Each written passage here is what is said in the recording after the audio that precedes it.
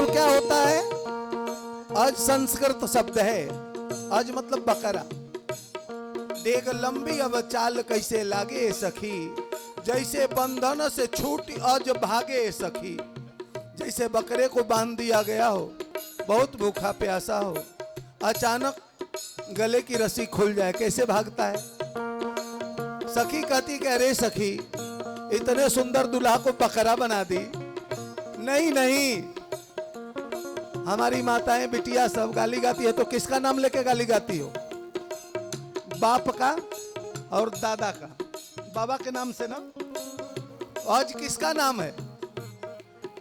राम जी के बाप का नाम दशरथ, और दशरथ के बाप का नाम आज। सखियां कह रही है कि नहीं नहीं, बकरा नहीं। एक ही शब्द के अनेक अर्थ होते हैं। तुम बकरा अर्थ लगा रही हो। नहीं नहीं, क्या कह रही है? आज तो बकरा के लोग सब कहे सखी, बकरा के लोग सब कहे सखी। नहीं, क्या आज एहू आज आजा एही लागे सखी।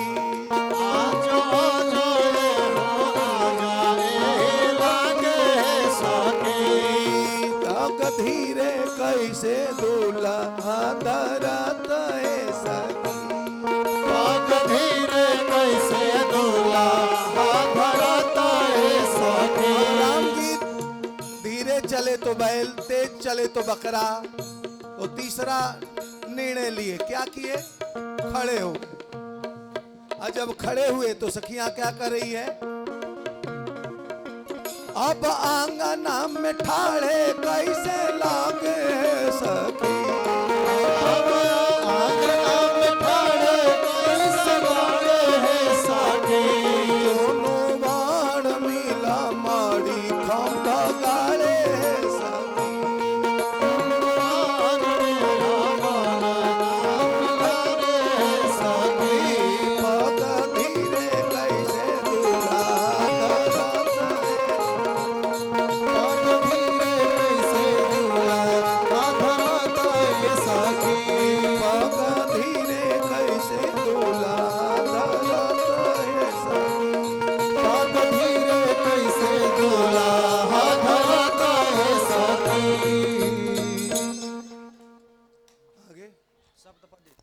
आगे क्या है?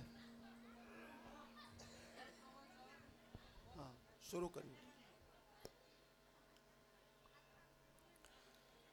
कन्या कहती है, लब्धोषि त्वं मया भर्तः पुण्यश्च विविधैः कृतैः, देवी संपूजता नित्यं वंदनीयोऽसि मे सदा। कन्या कहती है, देवी और देवताओं का नित्य पूजन किया और अनेकों प्रकार का पुण्य किया, तब हमने आपको प्राप्त किया। आप मेरे सदा पूजनीय हैं। गृहस्थाश्रम में सुख और दुख पड़ा करते हैं, पर आप उसमें सौम्य रहें। यह मेरा पहला वाक्य है। वापी कूपताडवानी यज्ञ यात्रा महोत्सवान नार अंभेदनुजाज्ञ द्वे ऊर्जेपि तथा वदेत।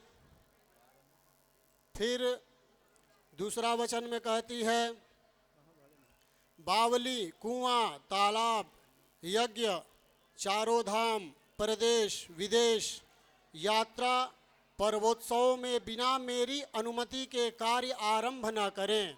यह मेरा दूसरा वाक्य है। व्रतोज्ञापन दानानि स्त्रीणां भावा स्वभावजाः, कृत्य भंगो न ते कार्य स्त्रीणां राजस्तथा भवेत्। तृतीय वाक्य में कहती है, व्रत उद्यापन और दान करना ये स्त्रियों के नैसर्गिक लक्षण है। इस धार्मिक कार्यों में आप हस्तक्षेप न करें। यह मेरा तीसरा वाक्य है। स्वकर्मणार्जितं वित्तं पशुधान्य धनागमं सर्वं निवेदये जन्यात् चत्वारि तथा वदेत्। चौथे वचन में कहती है, आप अपने पुरुषार्थ से जो कुछ गाय बैल आदि पशु या अनाज या रुपया पैसा कमाकर लावें, वह सब मेरे हाथों पर रख दिया करें। यह मेरा चौथा वाक्य है। पांचवा वाक्य, गजाश्वादे पशूनाश्च हेयोपादेय कारणम अनापृच्छ्यन्न कर्तव्यम पंचपस्विते संवदेत। फिर पांचवा वाक्य कहती है, हाथी घोड़ा आदि पशुओं की खरीद या बिक्री बिना हमारी सम्मति के न करें। यह मेरा पांचवा वाक्य है। भूषणानि विचित्राणि रत्नधातुमयानि च दध्यान प्रतिगृह्णायात् खड्गरीतावपि संवदेत। हीरा मोती आदि नवरत्नों और सोने चांदी के बने हुए तरह तरह के आभूषण विवाह के समय पहनाकर फिर बाद में उतरवा न लें। यह मेरा छठा वाक्य है। गीतवादित्र मांगल्यम बंधुनाश्च गृहे सदा अनाहूता गमिष्यामि यदा मां प्रतिपालयेत। भाई बंधु के घर जब मांगलिक कार्य पड़ेगा और गाना बजाना होगा, तब मैं बिना बुलाए ही चली जाया करूँगी, लेकिन आप हमें अपमानित न करेंगे। यह मेरा सातवां वाक्य है। फिर वर बोलता है, क्रीड़ा शरीर संस्कार समाजोत्सव दर्शनम हास्यम परगृहेयानम त्यजेत प्रोषेत भवत्रिका। वर के भी 5 वाक्य है, जिसमें पहला वाक्य यह है। वर कहता है, ठीक है, जब तक मैं घर पर रहूं तब तक तुम क्रीड़ा अमोद प्रमोद करो, शरीर में तेल उबटन लगाकर चोटी गूंथो, सामाजिक उत्सवों और देवताओं के दर्शन करो, फिर हंसी मजाक करो, पराए घर जाओ। पर जब मैं घर पर ना रहूं, परदेश रहूं, तब इन सभी बातों से मुंह मोड़ लेना होगा। फिर दूसरा वाक्य कहता है, विष्णुर्वैश्वानरः साक्षे ब्रह्माण्डज्ञाति बान्धवाः पश्चिमं ध्रुवमालोक्य साक्षित्वं ममागतः।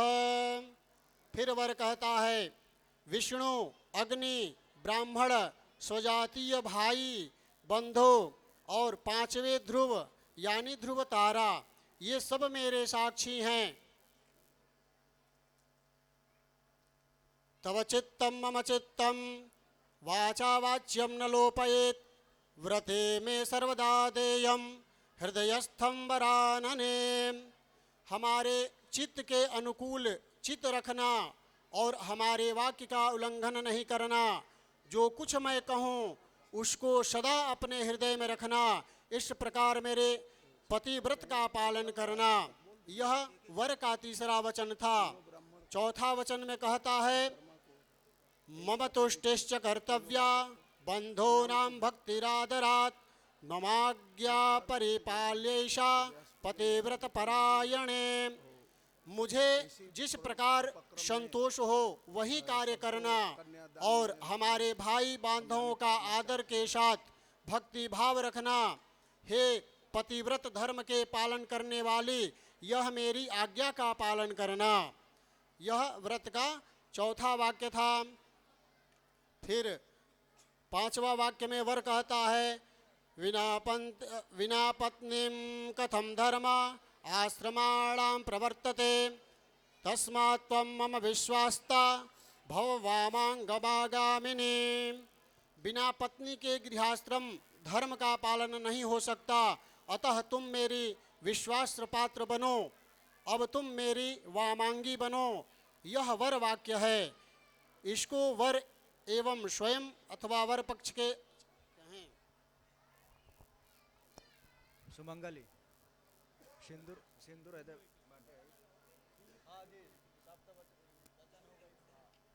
इसको करा दीजिए, जाएगा। अब क्या है?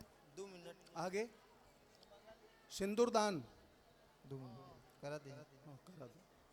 देखिए, हमारे राजू पांडे जी व्यासपीठ का पूजन किए लेकिन अभी महाराज जी के पूरे परिकर को सम्मानित करना रह गया था, तो मैं निवेदन करूंगा बारी बारी से। देखिए हम सब में वरिष्ठ और महाराज जी के बड़े ही प्रिय आदरणीय विक्रमा पांडे जी, जो पांडेपुर से चलकर हमारे बीच आए हैं, मैं निवेदन करूंगा कि व्यासपीठ से स्पर्श करा करके राजू पांडे जी, आदरणीय विक्रमा पांडे जी को अंगवस्त्र देकर सम्मानित करते हुए आशीर्वाद लेवे।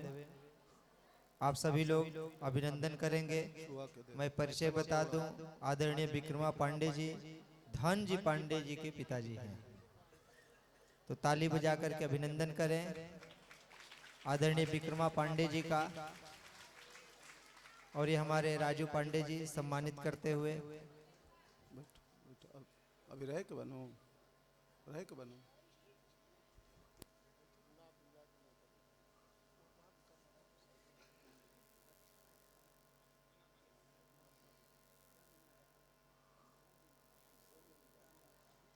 और हमारे बीच गोविंदाचार्य जी भी और महाराज जी के द्वारा भी आदरणीय विक्रमा पांडे जी कोई आशीर्वाद, जोरदार ताली बजाकर अभिनंदन करें महाराज जी का।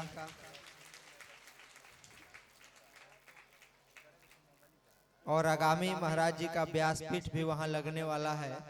महाराज जी वहां भी कथा सुनाने वाले हैं 18 से 24 दिसंबर में, हाँ फरवरी में, हाँ